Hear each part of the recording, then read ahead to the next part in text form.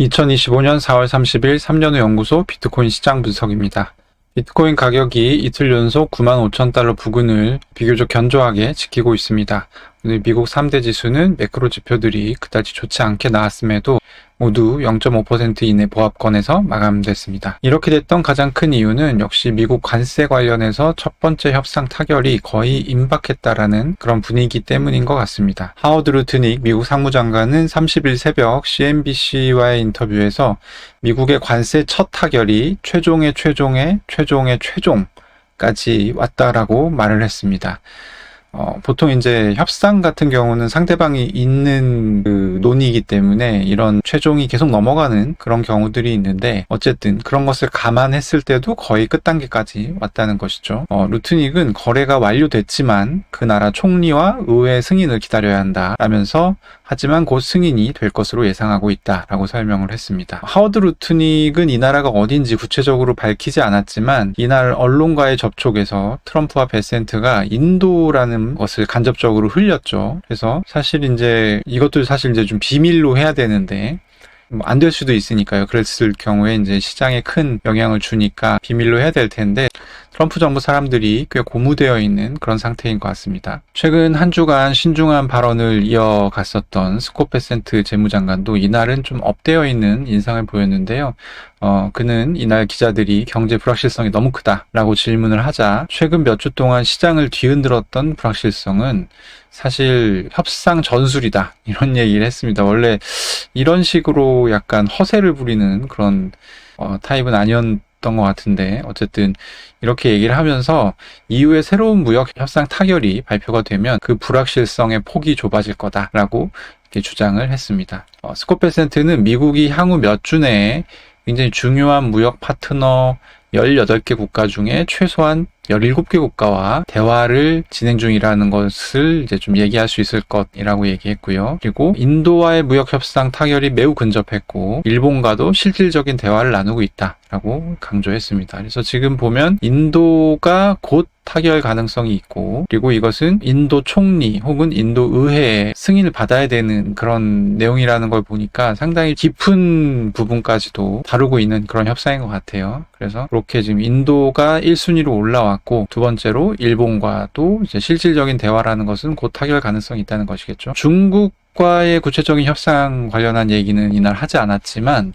오히려 중국 관련해서 지금까지 하지 않았던 얘기들을 또 했습니다. 스콧 베센트는 우리가 중국에 판매하는 것보다 중국이 우리에게 5배나 더 많이 팔고 있기 때문에 중국이 미국에게 120% 혹은 145%의 관세를 매기는 것은 지속 불가능하다 라면서, 관세를 철회하는 것은 중국의 몫이다 라고 얘기를 했습니다. 그러니까 니네가 우리한테 물건 더 많이 팔지 않냐, 그러니까 니네가 먼저 접어라 라는 메시지로 생각하면 될 것 같고요. 그는 미국이 관세를 현재 수준인 145%로 유지한다고 하면 중국은 매우 빠르게 1000만 개의 일자리를 잃을 수 있다라는 경고를 했어요. 이게 1000만 개라는 숫자가 굉장히 구체적이었고, 미국은 두루뭉술하게 지금까지 이런 얘기를 했거든요.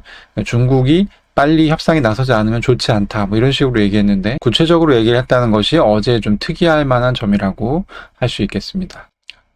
네, 이와 관련해서는 어제 로이터에서 약간 흥미로운 기사가 하나 나왔었죠.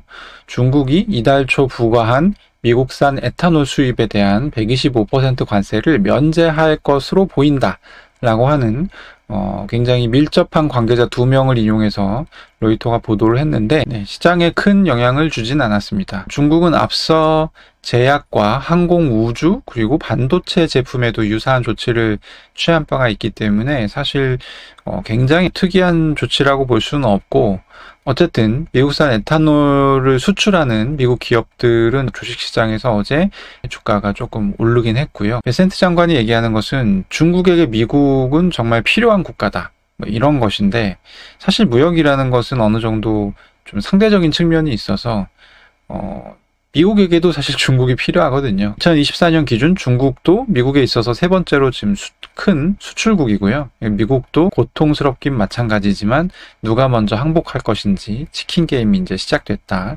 이런 정도의 톤으로 보면 될 것 같습니다. 어제 나온 주요 지표들도 좀 체크해 보겠습니다. 퍼런스 보드가 집계하는 4월 소비자 신뢰 지수가 지금 5개월 연속 하락을 하고 있는데요. 보시다시피 이 하락 기울기가 상당히 가파르다는 것을 알 수 있죠. 4월 소비자 신뢰지수는 86이 이제 나왔고요. 이게 3월 수정치가 92.9였으니까 예상치보다도 이제 좀 낮게 나왔고, 그리고 이제 절대치로도 계속 지금 하락 추세인 것을 볼 수 있습니다. 그리고 현재 비즈니스 및 노동시장 상황에 대한 소비자 평가 측정하는 것을 이제 현재 상황 지수라고 하는데, 이 현재 상황 지수도 134.5에서 133.5로 소폭 하락했고요. 그리고 제일 중요한 것이 소득과 사업, 그리고 노동시장 상황에 대한 소비자 기대 전망을 물어보는 지수를 이제 기대지수라고 하는데, 이 기대지수도 65.2에서 54.4로 매우 낮은 수준까지 지금 내려간 상황입니다. 기대지수가 54.4라는 거는 2011년 10월 이후 이제 최저 수치고, 이 지수가 이제 80 미만이면 보통 내년부터는 경기 침체가 온다, 뭐 이런 해석이 가능합니다. 근데 굉장히 좋지 않은 상황이고, 그리고 12개월 평균 인플레이션 기대치는 7% 정도로 나타났는데, 이것은 최근에 미국이 극도로 높은 인플레이션을 경험했었던 2022년 11월 이후에 이제 가장 높은 수치에 해당합니다. 내용을 보면은 상당히 뭐 좋지 않은 내용들만 있지만, 최근 시장 트렌드가 이런 소프트 데이터는 좀 크게 신경 쓰지 않는 그런 추세고, 제가 이제 어제 방송에서 말씀을 드렸죠. 제롬 파월 자체가 이런 지수들에 대해서 굉장히 좀 무시하고 있는 상황이라고.